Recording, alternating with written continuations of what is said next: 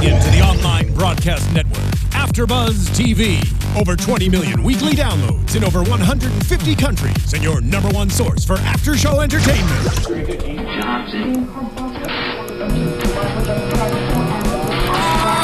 AFTERBUZZ TV, the destination for TV superfans. Producing aftershows for over 300 of your favorite TV shows. Interviewing celebrities and showrunners. And bringing you behind-the-scenes exclusives. All thanks to E! Entertainment's Maria Menounos, producer Kevin Undergaro, and internet leader Akamai. Now, let the buzz begin! The animal is trapped till the cage is full. The cage is full, the day is new, and everyone is waiting on you, and you've got time.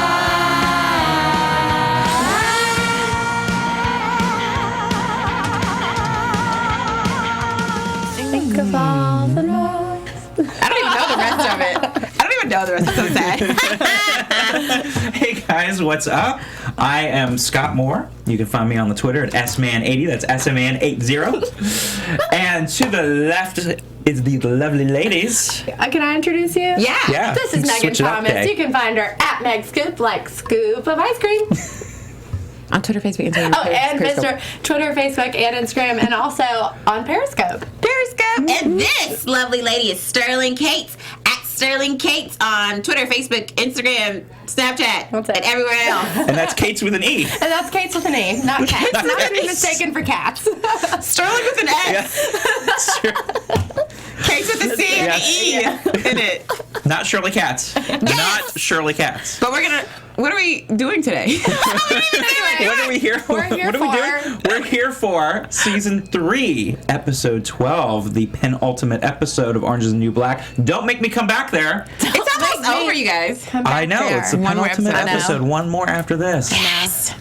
It's gonna be It's like everything in me. crazy. I said it before we started, not to Right. watch that last episode after think finishing this one. We were all talking about that. We just wanted to watch that last episode. Right. But it was an hour and a half, so I was like, all right, Exactly. I don't have time. Exactly. Yeah. But it's so hard because I want to know. I want to know how it all finishes up You because know I'm what? so confused. I don't think the last episode is going to be as good as the last episode from last season. I don't think you don't can think top so? that. Because you remember V escaped, she Yeah. got hit, Rosa escapes. When that happened, when V gets hit by the van, I was just like, oh my God. And then it was over. You're like, Yeah. I was like, all right, well. I don't know Yeah. if that's going to happen again. No, I agree with you. I don't think that's going to happen. But we'll save that for predictions. Yes, yes. But first, we'll start with Alita and Daya. Yes. Because we open up with her going into labor, with Daya going into labor, which we had a feeling. We said that last episode. We knew that this was going to happen before the end of the season. Right. And we see again that their unhealthy relationship that they have going on, Right. that they've had since the beginning, and Dai basically boots her out. And we go back and see backstory with the two of them when Dai is a child, and we see them, Alita's able to get her into summer camp, which she's very excited about, to kind of get her out of the city and out with other girls with different backgrounds. Yeah. And so And she's... can I just say something about that? I really thought, I was like, when she had the conversation, when Alita was talking to her mom and she was telling her she needs to go to camp, get out of here, and her mom is like, no, because they're going to try to raise your kids, and then social Was workers that her are mom or just a friend? I thought it was her I thought it was her mom, too. I thought she said mom, Okay. yeah. Guys out there, I know you will let us know Yeah. to Yes. correct us if we're wrong, but yes, I think it was her mom. Yeah, and I thought it was so funny how her mom was like, no, because they don't need it. We raise our kids the best way. Like, we don't need anyone telling us. Yeah. And then here come Daya running up with, oh, look at this balloon, looks like a condom. Yeah. And I'm like, oh, wow. Yeah, she needs to go to summer camp. Shout out to the casting for that child actress. That's just She's like so Daya. good. No, she did so, and she cried. Like, she did really good. She was a really good actress. actress. Yeah. Absolutely, definitely give. I mean, there's just their casting in general Right. from the beginning has been amazing on the show. Casting women from different backgrounds and different sizes and different looks from the traditional that we've been so used to getting in Hollywood. So it's so refreshing to see that, and kudos to them for that in general. But yeah, we get to see her go off to summer camp, and you can see.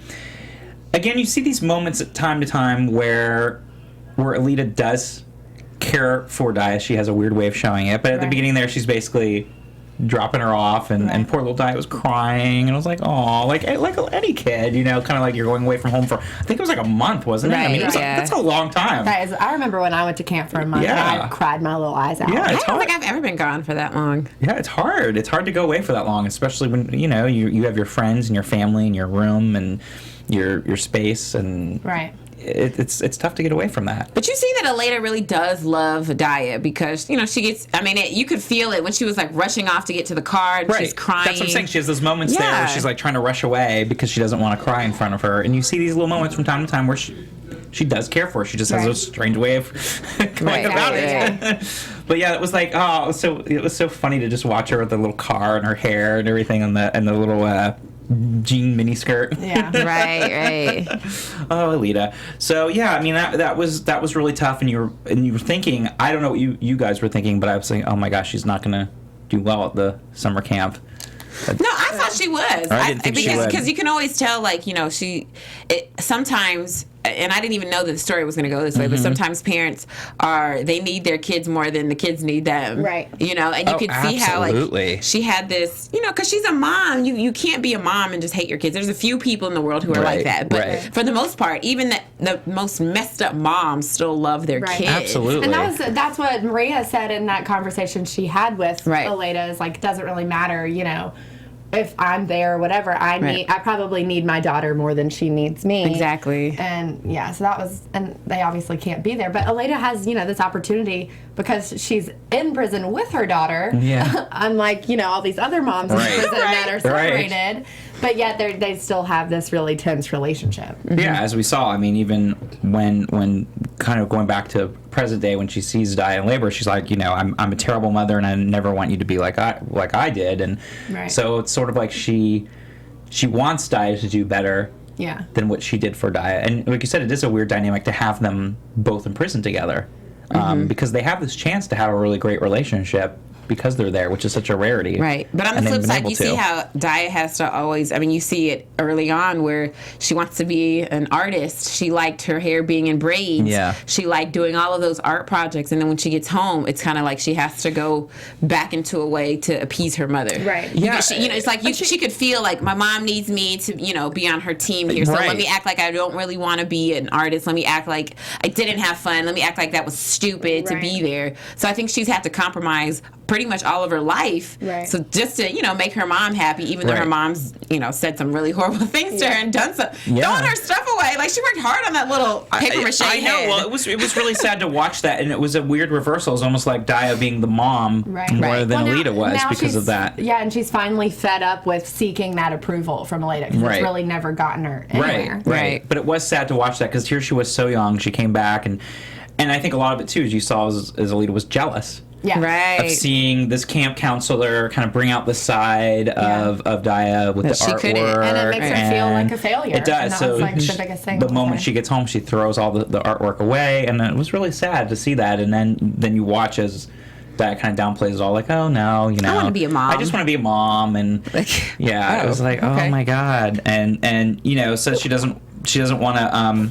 She doesn't want to hurt her mom, and she can see that makes her mom uncomfortable. So it was a weird dichotomy to kind of see that switch with such a young child being that smart and that aware, to be able to appease her mom, and sad at the same time too, because she kind of threw away a lot of that for her own, like you said, for her mom, which didn't get her anywhere. But it was amazing to see Aleda have her breakdown and actually cry. Like, how many times has she cried on this show in 3 seasons? Yeah. It's like 0. Yeah, exactly. It's the first time we see her cry, and that she breaks down, to her daughter, and she says, I want you to be better than me, but clearly I didn't do good because you turn out just like me. Right. And I hope that this could be the beginning of something beautiful between her and Daya.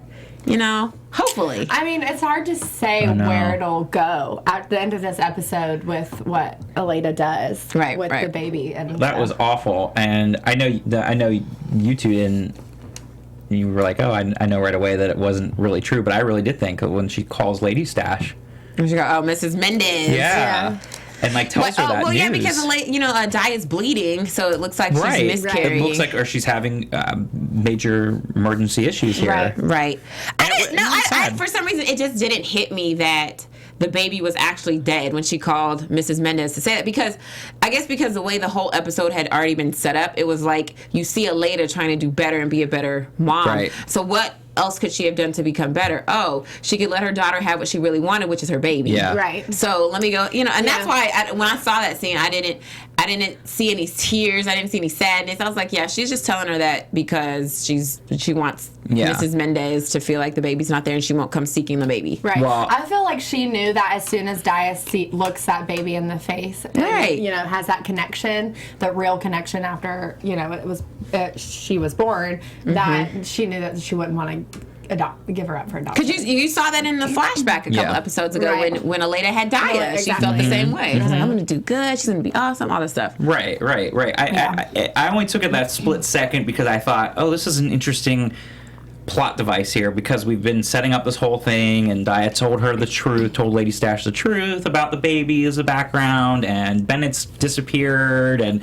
so I thought it was, again, probably too neat of a way to wrap it up, but a really sad way of being able to wrap that plot up and have a different plot device of it not happening, and then basically she has to start over again. But I like, obviously, the fact that the baby's obviously okay, and you were able to kind of switch that around. Of course, Aleida doing that again was horrible, though. Even though you want her to be doing it for the right reasons, it was still horrible to kind of watch that and see her still with these wrong tactics. I don't think she gets that. The point is that Dia needs to make these decisions for herself, and she keeps wanting to take control. Exactly, and that's what's annoying Dia. And it was manipulative, and it was doing it in a way that had nothing to do with Dia being able to have a say in that. And it was, but it was still sad. I mean, you watched as she got taken away to the hospital in the ambulance, and she doesn't let Aleida go with her, let her own mom go with her. And so you see that. I don't know if she can go with her. Yeah, I don't think anybody went with her. I think I think she could have ridden in the back. No. Yeah, because remember she wanted Gloria to go, and then she let Gloria go, and she didn't let her mom go. Did Gloria get in the ambulance? Because it looked like they just let Dia in the ambulance. They didn't let anyone else go. Yeah, it could be. That's true. But I thought she just walked her to the ambulance. Yeah. Well, I mean, either way. Because I don't think you can have a prisoner. My prisoner friend is hanging out with me at the hospital having a baby. I don't think they're doing that. Yeah, that's true. They probably won't let anyone go. But the fact is that she didn't let her mom walk her down there. It was Gloria. But, Dia makes a good point, though. She says that you don't, you didn't ask me how I was doing. You didn't ask me what I thought. And even when she decides to tell Mama Mendez that the baby's dead, she still didn't ask Dia what she wanted. Exactly. Well, that's what we were saying. That's because her whole life, it's never been about Dia. It's always about Aleida. It's, Dia wants to be an artist. No, I don't want you to be an artist, so you're going to be what I want you to be or whatever. Even those conversations. And even now, it's at the end of this episode when she's talking to Gloria, I think it is, and she says, well, whatever it is, at least I don't have that on my conscience anymore. So that was just, a way of her to not feel guilty, as opposed to, okay, let me think about what's best for Dia in this moment. It's what can I do to make me feel better about this situation? Right. And less of a failure. Yeah, and I kind of took it as a way, too, of, she wants to kind of fix her own mistakes, maybe as being the abuela and trying to start over again. And so I took it as that too. Again, not just on Dia being able to have the kid, but also a selfish reason for her to be able to have this grandkid, to be able to kind of fix the mistakes that she did with Dia. I don't know. And that's exactly you take that way too? What Mrs. Mendez wanted to do. Yeah, exactly. That's why both of them have that. Even though I still don't trust the Lady Stash. I don't think this is over. I don't think it's going to be that easy. It's not going to be that easy. But that's why I don't trust Lady Stash. I still feel like there's something creepy there. Right, because especially how George Mendez, Porn Stash was just no, that's the only thing getting me through. Yeah. So I don't think have to do some sort of DNA test or something. No, I think she. I mean, if Mrs. Mendez comes back and is no, this is Mendez, she knows that the baby's not his. That she knows deep down inside. She knows the truth. Yeah. But she just can't admit it to her son because of she wants him to get through jail. Well, and she tried to tell him, and he didn't go for it. But there's definitely something creepy. So it's they both want to fix. Yeah, but both between her and Aleida both want to fix their mistakes of their children and try to fix it with the grandchildren. Right. And they're just... That's a lot of parents. Yeah, of course. Yeah, they want to fix it with the grandbabies. Yeah, exactly. That's why you spoil them rotten. Yeah. So it'll be interesting. I don't know. I don't know how this is going to end, you guys. I don't know if... I'm still what is this last episode going to be like? I know. It could go in so many different directions. I just don't even know what Right. I know. Well, we'll get back to them, too, because there are a couple other little points I want to bring up. But I love the whole dinner party scene. Yeah. Oh, yeah. The corn dinner. With Red, with corn and everything. But here's the thing I thought was odd is like, even though you do see that moment where Healy walks by and sort of just ignores it, but how would she be able to put this whole thing together? It feels like she wouldn't be allowed to do something like that when they have the kitchen and they have food and she's in this other space. Like, how was she able to like put this whole thing together and nobody notices or cares about it? No. I think if you heard what I think Anita said, I guess this is a yearly thing. Yeah. There's an annual dinner that they're allowed that I guess whatever they grow in the garden, they're eating. Because I remember I felt like they snuck it in the green room. That one was it last season? It must have been season 2 where they snuck it in the green room. And they were having it kind of in there, and they had that big party. I always thought it was sort of like under the radar kind of thing. Well, I guess they were doing that. I didn't think they were sneaking it. I thought they were just doing that because they didn't have a lot to go around to everyone, and B, it was kind of like, oh, this is all we have. Like, oh my gosh, like, this is our precious little few peppers and people that want to share it with everyone. Yeah. Right. So yeah, I'm guessing that's why they had the dinner party. It's a yearly, like, this is what we've grown in our garden. Yeah. Okay. Because I remember hearing it, but I thought it was more of a sneaky thing. And I'm like, well, now they're just like in the building, like out there, or they can just do whatever. And but it was great. I thought it was a good scene for all of them to be together. Right. And it's funny how like the black girls decided they was going to steal the corn. Yeah. I'm sorry, I probably would have taken it too. Look, you're eating slosh every day. Right. And you see this beautiful fresh corn. Absolutely. And I would be like, ooh, elote. Like, I was like, oh, just you can put all the mayonnaise and stuff on, like the Mexican version that they sell on the street corner. Yeah. I'd have been like, yes, I'm going to pretend I'm eating that. Yeah. Like, no, absolutely. I mean, it's good, exactly, compared to the crap that you're eating and the... Yeah, absolutely. And you see this corn right in front of you for the taking. But I like how you see like the power, how much power Red has, because Tasty's like, yo, we can't fight with her. This is not the one you want to fight with, Big Tasty doesn't want to get on anyone's bad terms, especially not the people in the kitchen. Right. I mean, she's got her priorities straight. Well, I had it written down here too. Like she's the diplomat. It was like it was odd because she was so good at being the diplomat here, and I was like, wow, this is impressive. She's the mom. Because she's the mom. Yeah. She's turned into V. She has, and it was really impressive to watch her with that because she was so good at it. I was like, and this season, diplomat. Yeah, this season especially, you'll see Tasty has become very, I don't know, like before she wasn't so sure of herself. Yeah, she's still finding her way. She left prison, ended up coming back, and I think now she's really just coming into her own and really a good person, maturing. really wanting to help. Exactly. Yeah, absolutely. Again, like kind of what we were saying last episode, we see a lot of these characters growing, except for Piper, but and Tasty's one of them because we've really seen her take this caring situation and really looking out for her friends there in the prison and really like looking out for the best interest for everyone. And thinking about the long term. Right, as the big opposed to picture. this corn's going to be really good right now. But when Red finds out, we're not going to get fed in the kitchen. Exactly. For the rest Like looking at the big picture and looking at like, let's not screw this up and let's, everyone kind of work together. We'll be okay. Like that's mature and that's a big thing for her to do on a big step. So Big Cindy could learn from that because I was laughing when she was like, "This is our reparations." I know, that was hilarious. We know something about farming and not getting paid. That was so funny. And then she said until she's Jewish, and she can blame it on Hitler. She can put it on Hitler. I was like, oh my god. Come on, Big Cindy. I loved when Poussade said that she thought her hair was Mickey Mouse ears because I've been thinking that. I know, it was hilarious. That was so funny. I know. Right. That was so great. And it's really good. I don't know. I love this character. I love Tasty's character so much this season. She's probably one of my favorites. Yeah, me too. Outside of Suzanne.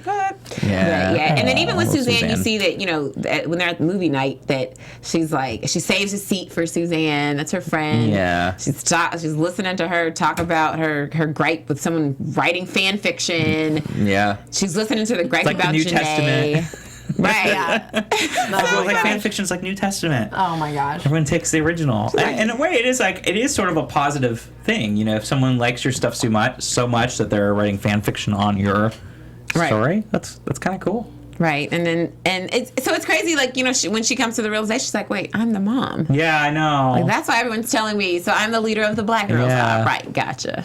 But she's a good leader. Yes. Do you think she's going to embrace that role, though, or do you think she's going to kind of back off? I don't think she has a choice. Yeah, I think it's just her being who she is at this point. If she chooses to not take the mom role that everyone seems to have given her, then she just wouldn't be herself. Yeah. Right. So she can try. Right. But, then But you see her kind of fighting at this episode, especially because she's like, "Wait, but what does that have to do with me? Like, why? Right. Why does okay? Talk to her about it. Yeah, like, talk I don't to her care. about it. Yeah, So it's not my problem. Right. No, absolutely. But I think when she realized she has that realization, So now like she you're saying, kind of like, has to take it on. yes, and in a way, it's natural to her now that she's gotten to this point in her place. I'm sure, yes, we're going to see some pushback and taking steps backwards and everything, but overall I do think that this is something that she can embrace. She's good at it, and she learned well from her did. mom V.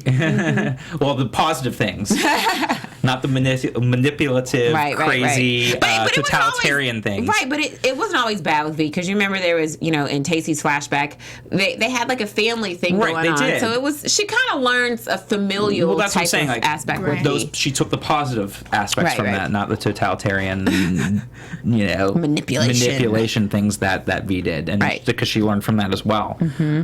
So yeah, it's been great to kind of watch her evolution as a character this season as well. So I'm looking forward to where she's going to go from there. And on another note, that corn quiche looked so good. Oh my god! Right. I was like, ooh, let me look at the recipe for that. No, that whole I thought it dinner was corn party pudding, food. but it looked so good. Corn pudding would be great too. I saw a book the other day. It was like Orange is the New Black cookbook, like how to make the things that they eat in the prison. Are you the one with the ramen noodles? mac and cheese. Take it out of the bag, cut it, pour it in. I bet Chang's like dumpling things are going to be on there. The pea dumplings, and I still want to know what she soaks her feet in. Right. Like tomato. Yeah, we need to know that. Juice or what that was. I know. I don't know. Yes, but it looked good. And by the way, I didn't realize that. I know we see that Healy sees Red being really sad. That she has saltines and a couple of things to make. I didn't realize that he was the one that brought the corn in. Yeah. I kind of had an idea, but I didn't know until, of course, you see at the end when she puts the quiche on his desk. Yeah, which was really sweet. But again, it goes back to this weird thing with him. It's like I don't get him. Like, we like him sometimes. Yeah, and like then he's just misogynistic, like, and then he does something like that, and I'm like, well, I don't get it. I think maybe deep down he's a really good guy, but because of all the messed up stuff that's happened to him over his life, that's like the filter that he sees the world with. So as a result, his behavior reflects his filter. Which, is real life. That's a lot of people. Right, You know what I mean? yeah, Deep down you're good, but... Right, and people have lots of layers, and it's not just such a clear dichotomy here of good and bad. Like, people have layers and reasons why they do what they do, and like you said, but I guess because we don't know enough about him still. That's true. And we're still trying to figure him out, and I'm like, I still don't get his motivation, and it's weird to me. I don't know what anyone else out there thinks as well. Let us know what you think. Yes. Make sure you guys go to iTunes and follow our podcast so you can get all of the episodes. It's free. Give us 5 stars. Put your comment in there. Tell your friends. We love your comments because it really does. It helps keep us on par with what we need to be talking about, but also if we little things here and there that we miss, it's always great to hear from you. YouTube, you can also follow us on the conversation on Twitter with hashtag ABTVOITNB. And we're everywhere. Yeah, we have a couple of comments I want to shout out. So remember an episode, what episode was this? We were talking about what we should call Piper's panty business. And we asked you guys. Piper's panties. Yeah, we're like, what should it be called? Because at that time we didn't know. And so we have a couple of comments. Nicholas Emilio wrote on YouTube. He said it should be called Prison Piper's Putrid Pack of Pretty Panties. That is awesome. Yeah. And then Andrea Chavez said, yeah, exactly. Right. Andrea Chavez says, Prison Poon Panties. Oh, God. Those are really good ideas. I like the first one. I don't know if I can say that. Prison Piper Putrid Pack of Pretty Panties. Yeah, it's like Peter Peck of Peppers. Which I like these better than I do too. Felonious Funk. Yeah. No. Felonious Spunk. I know I'm getting it mixed up. I wish it was called Felonious Funk. Yeah, me too. That would have been better. It would have made more sense. Yeah. Yeah. And I looked it up online. What is it? Felonious Spunk? Okay, yeah. I looked it up online. I switched it out. I switched it around here. But yeah. There's no website. I tried to see if they really made the website because I was like, that's why I was like, yo, this would be so hilarious if like the producers and also really brilliant, if they're doing some like someone did a side, business, not the show, because that would be weird. That'd be weird if the show was actually doing that. Like, hey, we'll do the panties. Right. But that was such a great scene with Cal and Yuri. I mean, that was my favorite of this whole episode. It was so funny. I love seeing them. I love Cal is like he's so much fun. And, he is and weird. And Neri's just as weird as him. Yeah. But now you get to see them coming along and they're married. Yeah. And coming along in their own working relationship. in the basement at his parents' house. Right. So it's just like, and you see her like trying to like make her own ingredients of smelly paint, which was so gross, like the tuna fish and the cheese. God. I was like, oh, gross. What was it at the end he said they needed to add, like, after they have that conversation?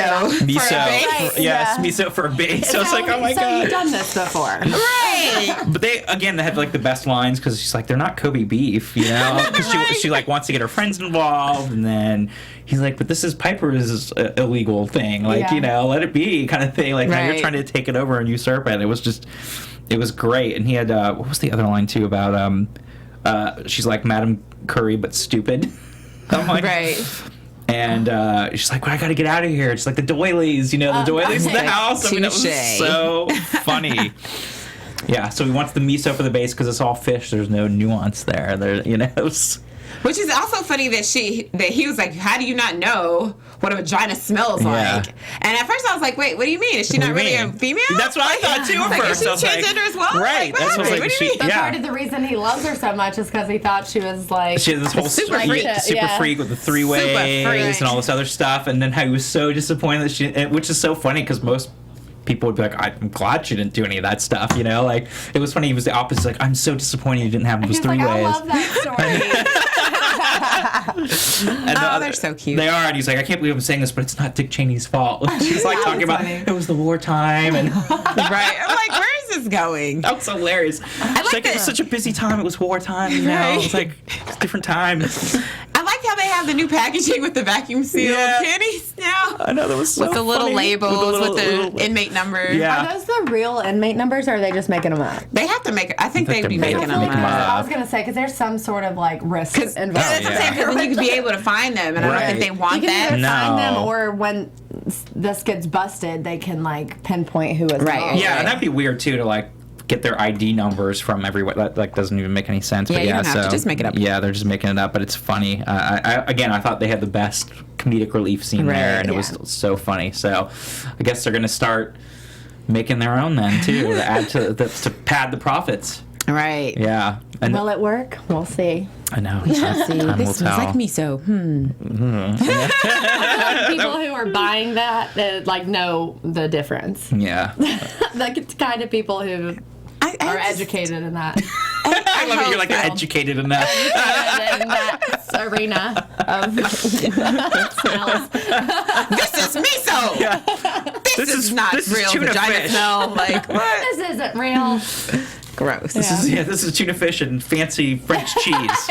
Because I feel like it would be like way more putrid to put tuna fish and old cheese and vacuum seal it and put it in there. So gross. The whole way thing worse. is just It's all disgusting. Yeah. Disgusting. Yeah. But speaking of the panty business, you know, we still have like Piper and Stella and Bailey, you know, Gerber baby, who now he wants out. He wants out from doing this, and but his whole stuff was funny too. But of course, Stella has a way of convincing him to get back in it. Stella, do you think Stella really likes Piper, or she's just somebody? It's because I've said this from the beginning too when we started meeting her that I wasn't sure about her motivations. I guess that's what I feel like with everybody because I always feel like there's something about them. Well, they're criminals, so.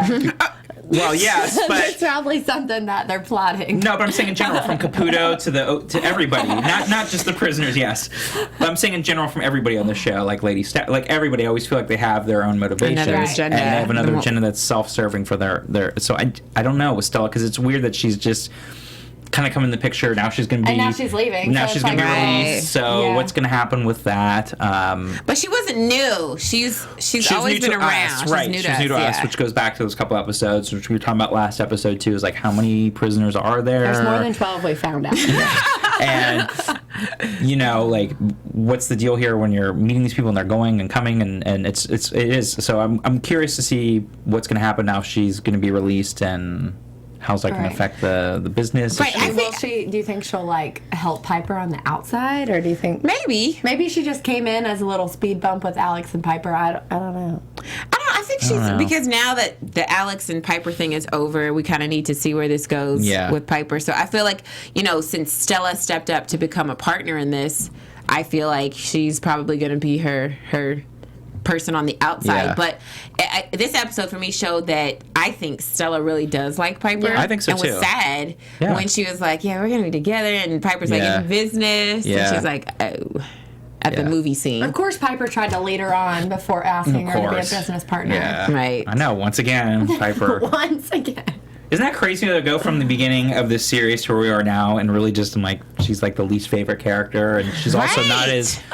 Like, we depended on her character so much to bring us into this world, and now that we're enough into it, it's like she's just one of the other just leaving her to dry. Characters, and we don't really need her as much, and we don't like her as much because she hasn't grown. But yeah, I do think Stella really does like her, and it'll be interesting, like, if she gets released, she doesn't do something, or they don't get caught, or because now we're in the penultimate episode, we're leading up to the finale here for the season. What's going to happen? Yeah. There's a lot of different directions it could take. Piper just needs to be by herself. She does. You know, she does. She does. By herself. She needs to. It's not because, you know, she's I can't be by myself. No, you've never tried it. You have to do it because she's got to become better by herself. Yeah.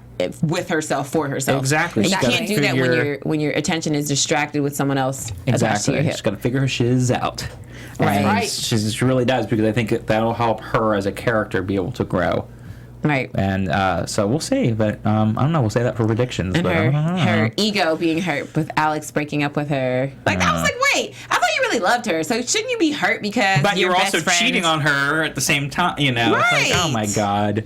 I don't like this Piper. Once a cheater, always a cheater. Get it together, Piper. Too much of a mess. And I just had to laugh the whole hand job with Bailey. How she's like, oh my gosh, he's gonna want to collect. That's the reason why he doesn't want to do this. And I laughed because he was like, wait, I was gonna get a hand job at the end, this? he was so oblivious to the whole thing. Poor baby. I know. So funny. Aww. That is like molesting. She's like, I feel like a molester. Yeah, he's a baby. And also, that's not even what he wanted. So right. He's like, no, I was really scared. Yeah, he's like, I had to take beta blockers. What do beta blockers do? Block your beta? Hilarious. Let us know who takes beta blockers. Write that in the comments. Subscribe also. But then we also have that little side thing going on with So again, with you know, now having to go back to Healy because Birdie's on leave. Right. And again, it was sad because here he is saying, okay, well, Let she's me like, just give you some yeah, she's like, well, I guess I should just go on the medication then right now until he gets back because I'm still depressed. That's obviously just not what she needs. Right. She just needs a friend. She needs a hug and a friend. Right. That's just sort of like the easy way out. And he's just like, all right, let me just write this prescription, get you out of my office. And go down to the new, and they had new doctors, of course, with this new system. From MCC, Which, God, the doctor was such a jerk too. Yeah. It's like, but then, so you won't get fat, right? Yeah. That's a good thing. Yeah, like this little wink was like, you don't want to get fat. I was like, what a jerk. Like, how would you get fat anyway? Well, I understand that, like, you're only going to be able to eat a certain amount, but I understand how medication can affect your weight. Right. You know, it can definitely, you're retaining weight or you're losing weight or whatever. So I do get that part, but I was like, God, what a thing to say to someone who is dealing with depression and anxieties and such, and you're going to make a comment like that. On so many levels. Yeah, you're going to make a comment like that. Like, it's like, oh man. Yeah. These people, right? And the counselors and the medical profession are not good. But and when she eyed those pills, I was like, yeah, she's gonna overdose. Yeah. And she did. Yeah. So I don't know. What do you guys think at the end there? I guess we could save that for predictions as well. But you see her passed out, like Poussey again. We still on the hooch. She was dead. I don't think. I thought she was just passed out. Oh, you think she's just passed out? Yeah. I think she's dead. You do? Because, well, if you think about So-So's character, what else can her character accomplish while she's in prison? At this point, she doesn't have any friends. She's gonna fight. Is she gonna become a fighter and get in a crew? Like, I don't know. I think it's actually So-So. Right. I think it's a good way to end her character if they're gonna end her character, because it's going to be a lot of drama surrounding this for the prison that's negative. Like, MCC doesn't want this press because now here you have a prisoner that overdosed on the medication that you we're supposed to. The new prescribe doctor's her, gonna, yeah. I think that storyline has way more to tell than what So would. And then it's also going to cause, like, okay, well, then let's look at the bullying going on in the prison. You've got Norma's cult. Now, that's another storyline. What's going to happen with them? And Norma's probably going to feel horrific because she's going to feel the blame for this. Right. So then what's going to happen with her? She might speak. She might actually start talking. That'd be amazing. Right. I just took it as she was passed out, but who knows? Right. You guys bring up some good points on that because it would make a whole thing, but it would just be so sad too. Right. To think that she had no friends and was that despondent, and that they would kill off her At the same character time, that way. like it happens, No, of course it happens every day, which is a sad thing. Right. Which again brings back not even just in prison, but in general about the importance of mental health and taking care of it and treating it. Yeah, the prison system doesn't foster good mental health. No, not at all. Anyway. Not at all. And we have enough issues out in general public of people dealing with this issue, and it's a very important issue. So, if they did do that, it would bring about hopefully an raised awareness on taking care of mental health, which is a huge, huge, very important issue. Right. So, speaking of mental health, we still have Boo and our little Pennsatucky. I was gonna say, what is this transition? Yeah, right. Speaking of mental health, I'm crazy. Because our little Pen is still dealing with her own mental, issues here, which has been so sad the past couple episodes. So, but they really take it to another level. Right. Here. Getting that revenge. Boo's idea of revenge. She's like, we're going to get him back, don't you worry. And Jackie said, what's giving him a tattoo gonna do? Yeah, I know. oh, child, poor Boo, because I know Boo's like, this kid here has no clue. Like, she doesn't know what's going on in life. But I love their friendship. It's so cute how Boo really is looking out for Pennsatucky, and I love how she's like, look, I had these doggy sedatives that I was going to save for a rainy day, and basically you're my friend. I know, that was when great. When you're in prison, Yeah. you can save it for another another day that could saving be this for you. So she's like, we're going to give him a little doggy day nap? Like, uh-oh. But I thought the flashlight, the broomstick, like the stuff that they were suggesting, I thought it was a bit much. A bit much, yeah. You want to get back at him. Yeah. Is that how you get back at him? Or do you put him in a position where he's able to get caught? Right. And I think that's more detrimental. Wow. more Right. sense, And I right. think that's going to make more sense in the longer term. I agree with you. Right. Like, lure him into the broom closet, and then it's kind of like almost like a Mendez thing, Again, we don't really know what's going to happen. So. Right. No, but I'm saying, like, I think in the bigger picture, in the longer term, that's the way to do it. Right. Than just getting them back, like, tit for tat with a revenge here, and we'll just, shove up a broomstick and just be done with it kind of thing, like. Yeah, and it shows you the different dynamic that people feel when there's a situation like this, because Boo is, she's angry, she's mad on her friend's behalf, so she feels like her friend should feel the same way, but Pensatucky's just sad. Yeah, which again says, I'm not even angry, which is interesting when we were talking about, the growth of all these characters, is that Pensatucky, historically has been a very angry and very vengeful person. Yeah. And so now to see her not even want to seek that revenge, but now she's just, it just sucks. And she feels sad about it. Yeah. But it's really funny that he's just bent over there asleep with his butt out. Yeah. But it also was, she didn't want to take the revenge on him either. Yeah. Like, she had the opportunity because she was so sad, but she's like, I'm not angry. I'm just so upset and so sad. And again, it's like, pulling on the heartstrings. Like, that she didn't even feel that physical, like, wanting to retaliate when she had that opportunity right in front of her. So, I don't know, like you said, there's a bigger picture there, like, getting them back. It's going to happen in this extra long season finale. Right. Who knows? But yeah, you can see Boo's all about the physical, which she's always kind of been. That's her response to things, is the physical, the violence. That's what she knows how to handle things. This was her gift. Yes, and that's for her that was because that's how she handles those type of situations, by intimidating and having violent reactions. So we'll see what happens. But at least Pennsatucky is having those feelings about it, and not instead of it's okay, that's how it's supposed to be. Right. It's my fault. Well, at least she's feeling those responses that this isn't right. Exactly, and doing it in a healthy way. Then saying, okay, let's physically get him back with a broomstick or whatever. Like, at this point, she's dealing with it in actually a really good way, a healthier way. than anger and violence. So shout out to Taryn Manning. She's a great actress. Yeah, she really is. She really is. She really is. No, she is, because there's so many layers again to this character, and especially what she has to deal with in these past couple episodes. That's a really hard place to be. Right. For any actress. So, and violence. We have Sophia dealing with the violence here, or with almost like having these hate crimes here, where these women now are so obsessed with. There's so many sad storylines going on right now. Right. Because they're so, they can't let it go. Yeah. They're obsessed now to see if she still has it downstairs or not. Right. Do we ever find that out for sure though? Have they talked about that in past episodes? Yes, because remember, she basically talks about it being handcrafted, and when she's going in that's right. Okay, teach the women about their vaginas, like in the past. Right. Was that season 2, right? I think it was 1. 1, and we're going way back to 1.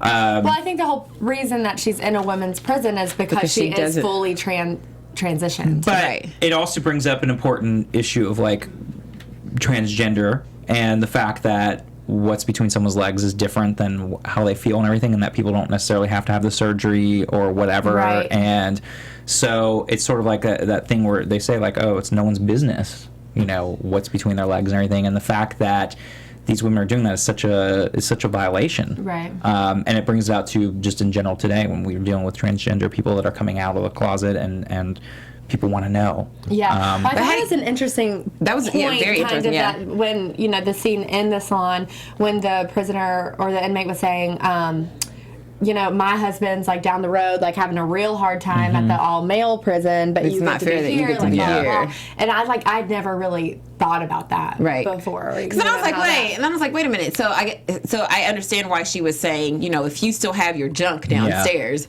then you shouldn't be here with us. You should have to go have a hard time in the male prison. It's not fair. He has to deal with it like you should too. And same thing. I was like, wow, I never thought of it like that. I can see why she would feel that way, but it never even occurred to me like, oh, well, that's why you should go to a men's prison instead of the women's prison. Yeah. I don't know. But that's That's like saying if the woman then feels like a guy, then she should be going over to the male prison. Right. So you know, so no, I'm not with you. But even still, so like that brings up a good point. It's versus like how do you like for a prison? What is defined as a male prison versus a female prison then? Because you have to have some kind of definition of who goes where. Is it based on genitals that send you? Is that how you know which prison you go to, or do you feel like? Because what if a guy is like he's definitely a man, but he's like, I feel like a woman because I don't want to be in the men's prison. Like, you know what I'm saying? So like, what is the definition of who goes to what prison?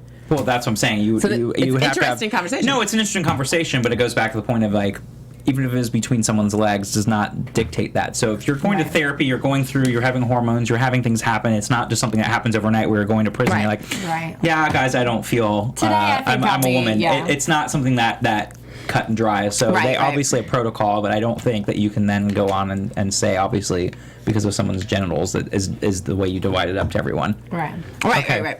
But there's more to it than that. Right. And that's what I think was the good point of them bringing this up and having these type of discussions, because it does open that up to people that may not be as familiar with that world about how does that work and where is the dividing line and you know, should these women be trying to like grope her to find out if she has what part she has. It's a total violation. Like I don't care. Like it doesn't matter what you feel about somebody. You don't have the right to be in their space. Absolutely. It's not. That's not okay. And it was really. It was just really, really sad to because she's always sort of been the level-headed one out of everyone in this group from the beginning. Right. And to see her kind of hit this new low, and again, all the women don't want to go to her salon, and they're, you know, making her feel as an outcast, and she's worked so hard to get to the point of where she is and given up and sacrificed so much, and then to kind of be basically thrown backwards here, sort of back to the beginning, and she doesn't feel like Caputo's giving her the support that she needs. I don't know. What did you guys think of that? I mean, I can understand where Caputo comes from, because if you want to draw the attention there, then that's bad for everyone. Right. Like, you're going to get put in shoe, like all this bad stuff, unfortunately. And So he's in a tough position because he's always in the middle. He's like, he wants to do this, but at the same time he understands the other side of it as well. So I get what she's saying. You know, she's like, I can put this in a headline, and I mean, but it's very true. Like, she has like the story behind her, you know, the truth behind her also. Yeah. And I mean, this is a story that people will pay attention to and should pay attention to, honestly. Yeah. So I was glad in that moment in the office that she was standing up for herself and, you know, saying that she would be more than happy to have a lawsuit, get her lawyer involved. Yeah. Right. But I mean, but the backlash from that is sad. Yeah, exactly. And I think that's what made it so, because it's like, okay, on one hand, you don't want her to get hurt. On the other hand, like, what else could they do? Where could they move her? Right. Which she's and it's sad because it's kind of like, oh, we're gonna put you in shoe to protect for your you. own protection. At the same time, it's like, we're gonna put you in shoe. Shut up. Yeah, to get you out of the way. Right. Yeah. But she's fought so much to get to where she is in that process. So it's just that's what I'm saying. It's like she's starting out at the beginning again. It's being thrown out, and she's moving backwards. Yeah. And when she brings up that, you know, one of the worst part about becoming a woman is having to deal with other women, and how catty, you know, we can be. Child, true. There's pros and cons to everything. I was like, right. That's the con to being a woman. Exactly. Yeah, I love how her and the nun are really good friends. I know. Yeah. At least she has a friend. So doesn't have any friends. At least Sophia has the nun. Yeah, at least if anybody, you know, she can go to her, and I love that she's supportive, because you kind of think too, like, a religious sister was Catholic, and they have, you know, like, wouldn't necessarily approve of something like that. So the fact that she's, you know, accepting of her and supporting her, that was a really great, very poignant and sad scine, but it was great to kind of have that moment. And she gives her some good advice. She does. She really, really does. Give them that look. Yeah. Like, I'm going to remember you. I'm going to practice that. From her protester. Oh, I'm scared. I'm scared already, Sterling. Good job. You've mastered it. But, you know, she's like, you know, her protesting day, she's like, you know, I know the difference now. You can't just go crazy, because then they want a reason to lock you up. They want a reason to... Well, and when she shows that much anger and aggression, they were all saying, oh, she still has her, like, man strength or whatever. So it does, you know, contribute to that chatter that people are. Yeah, no, absolutely. She gave great advice, because it's very true. It's being able to harness that and not get thrown into that level of, like, fighting and violence, which really doesn't solve anything in the big picture. I don't think she's that type of person anyway. No, she's not. That's what I'm saying. That's with an accidental thing with Gloria. She reacted as anyone would do. And that happened. So, yeah. And you can see when she has to walk to Shu and Gloria sees her, you can see, like, she does feel bad, because nobody wants anyone to go to Shu. I mean, to be honest, they know what it's like. It's not a good place. And I didn't feel the hatred coming off of Gloria. I looked at her and I was like, oh, I think she kind of feels bad. Well, she wasn't even the one gossiping about her. No, she wasn't. But she also didn't stop it. No. Right. Like when Aleda was saying all those things in the line, she didn't say, no, like, let's don't say that, blah, blah. So she just kind of didn't do anything. Right. She didn't instigate, but she didn't do anything to make it better. I'm just wondering how that's going to kind of resolve itself, because it's really sad to see that. I know. Poor Sophia and Shu. I know. But before we get to predictions, because I know we got to get out of here, I love the fact that Caputo saw the chicken.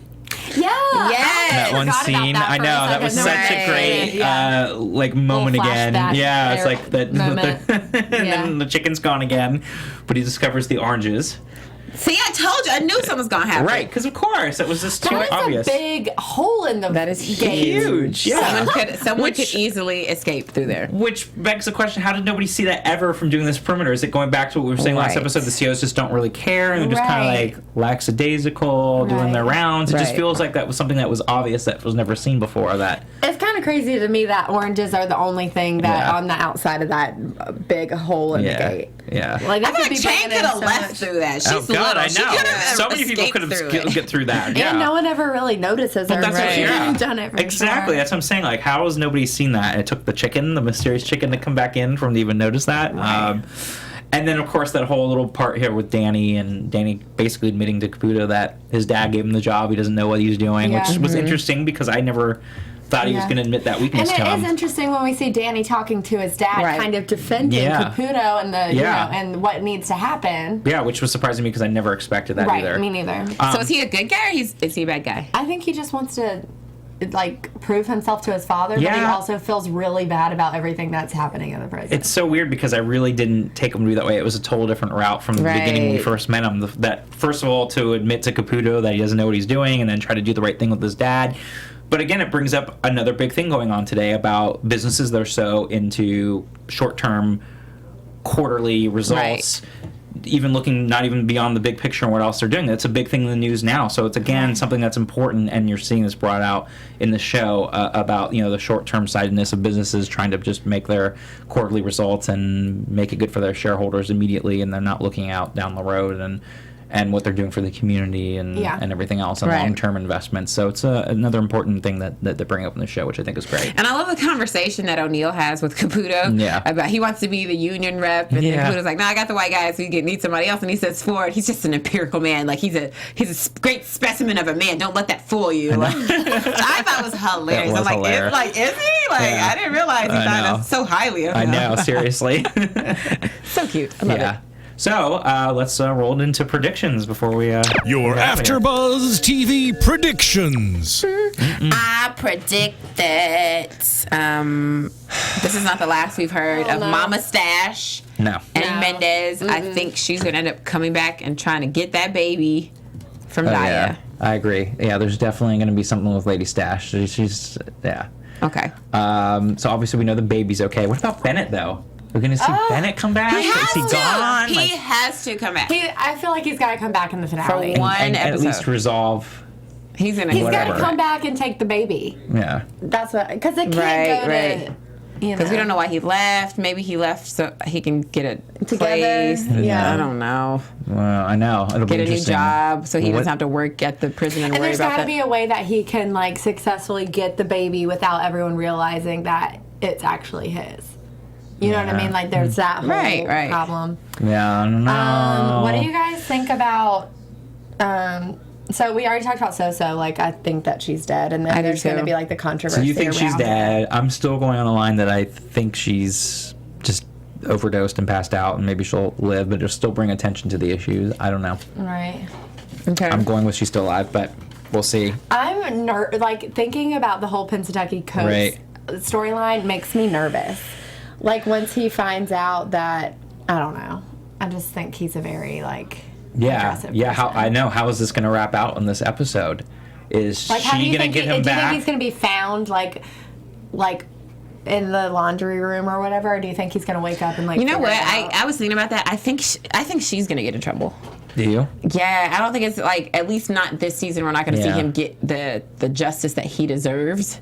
So you think he's going to be around then? So he's. I think so. I think we're going to see her get in trouble for some stuff. And they're like, "Why did you do this to this guard?" Much more sad. I know. What do you guys think about Stella? That if she's leaving, do you think she's going to be gone? I don't know. This storyline went a little slow for me. For this to be going into episode 13, I'm like, eh. I mean, for this to be for episode 12 to be the second to last episode, it's hard because there wasn't that much built up. Right, for a penultimate I'm not ready. episode I'm not to be ready able for to that big shocker. And there isn't like there was last. We knew that was coming to a head last season, and what was going to happen there with Rosa and V. And you saw them intersecting. You knew something was about to something ruin. Big. Yeah, every episode. I don't feel like this that. one you don't. So there's so many different directions it could take. So because true. I'm like, is Sophia going to get out? I still feel like maybe Piper's going to get caught somehow, and that's going to extend her sentence because if she's only 18 months, then she's going to be out soon too. At this point, I feel like somehow Flocka might reveal right, something's going to happen, and she's going to get just caught. Fire someone willy nilly But she did say something. I mean, she played on the whole, when you're in prison, you want friends, and she played on the whole you're going to get them in trouble. So do you want to be that person? Yeah. So she kind of played on that, and I think that's what's keeping Flocka in check. Yeah. Yeah, I don't know. We'll see, but I do think something's going to come out from this, and maybe either Stella's going to get in trouble before she leaves, so that she's still in there. I don't know. There's so many different directions this season finale could go in, because like you said, there is no real clear culmination of what's going to happen here. No start real for clear next conflict. Season. No. So there's so many different things going on how it's going to all end up. So I guess we'll just have to find out. Guess so. We're back next week. Yes, for the season finale. The season finale. This is Megan Thomas. You can find her on Instagram, Twitter, Facebook, Periscope, all the social everywhere. Media at Meg Scoop, like scoop of ice cream. And this is Sterling Kate. You can find her on Facebook, Instagram, Twitter, and Snapchat at Sterling Kate. Sterling like silver, Kate like cats with the E. That's right, not Shirley Katz. Not Shirley Katz, but Sterling Kate. Not with Shirley Katz. And I am Scott Moore. You can find me at SMan80. That's SMAN80 on Twitter, and also on here for Defiance After Show. Yay! See you next time. Bye. From executive producers Maria Menounos, Kevin Undergaro, Phil Svitek, and the entire AfterBuzz TV staff, we would like to thank you for listening to the AfterBuzz TV network. To watch or listen to other after shows and post comments or questions, be sure to visit AfterBuzzTV.com. I'm Sir Richard Wentworth, and this has been a presentation of AfterBuzz TV. Buzz you later with corn. The views expressed herein are those of the hosts only and do not necessarily reflect the views of AfterBuzz TV or its owners or principals.